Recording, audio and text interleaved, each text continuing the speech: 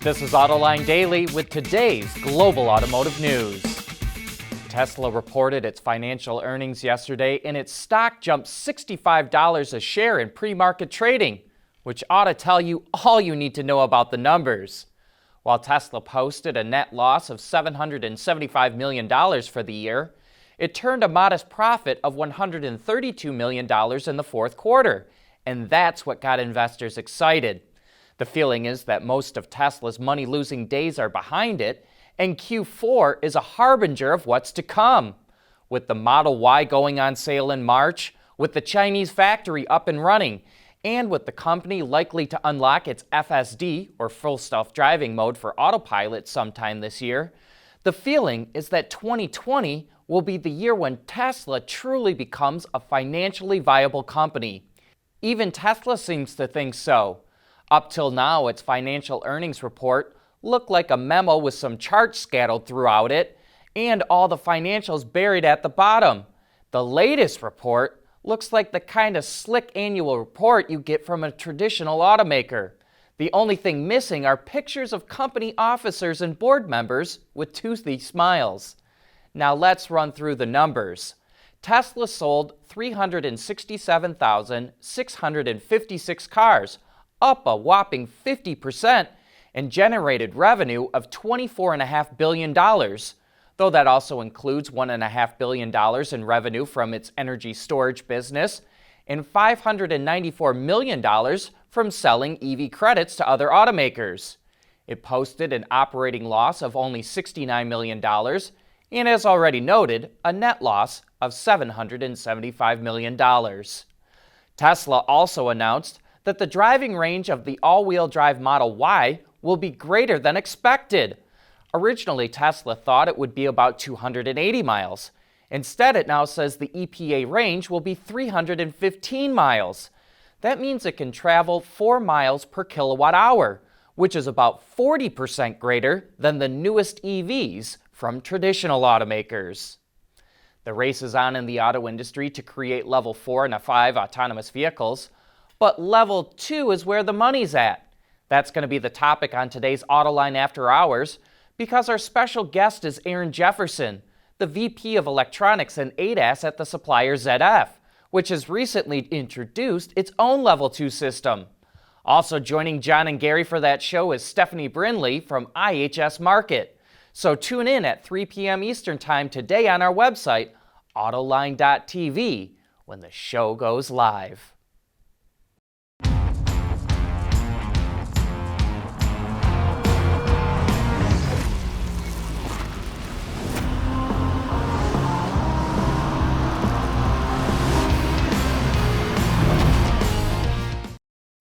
Well, it's official. The first vehicle to come out of Ford's partnership with Rivian will be a Lincoln.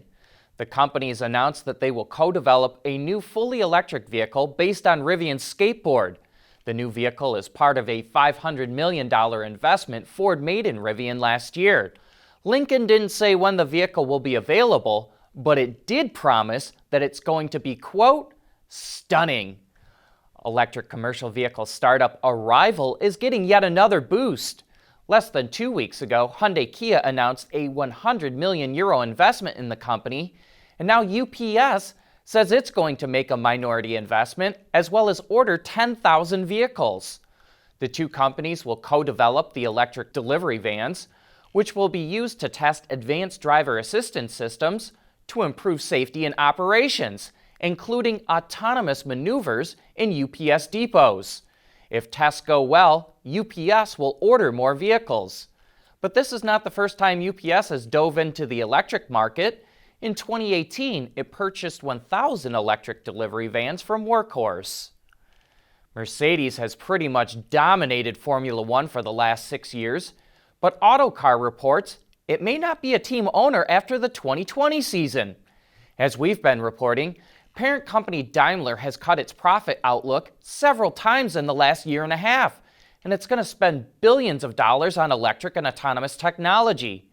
You know, racing is an expensive sport that eats up a lot of resources, and expected rule changes due in 2021 would likely raise the costs needed to maintain a competitive edge. But it wouldn't be out of F1 altogether. Mercedes is expected to stay on as an engine supplier. Still, it would be a shock to see a team that's won every driver's and constructor's title since 2014 walk away as a team owner. There was a comment from a viewer yesterday who thought the Lordstown electric truck looks a bit like an F-150. But previous Autoline intern Jonathan Bergman wrote in to say he was reminded of another vehicle, the GM Impact prototype. That car was developed by EV company AeroVironment and debuted at the LA Auto Show in 1990. It later became the inspiration for the EV1, a vehicle many people thought GM should have never killed off. Jonathan says it's the silver paint and thin taillights of the Lordstown truck that made him think of the Impact. So what do you think?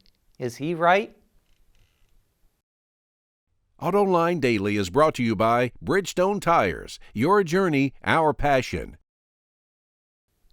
Has global auto production peaked for a while? That's what the CEO of the supplier Bosch says. The company forecasts automakers will build 89 million vehicles this year, a decrease of 2.6%.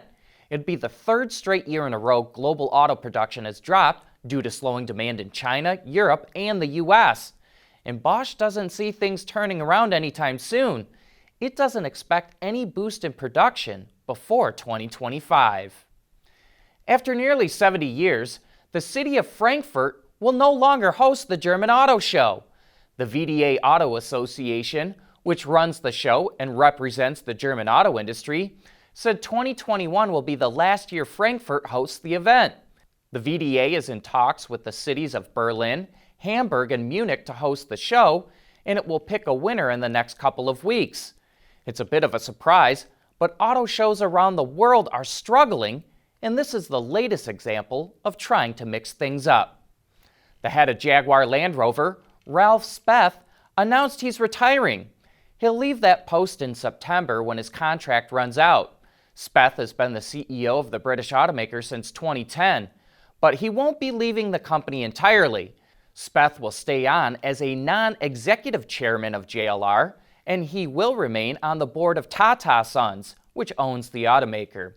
JLR says it's formed a search committee to look for Speth's successor and will name one in the next couple of months.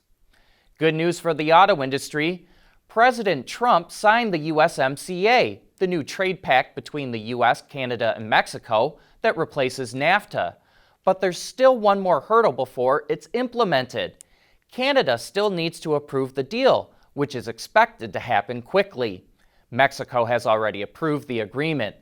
But this is good news for automakers and suppliers, since it gets rid of the uncertainty they were facing, and now they can make investments accordingly.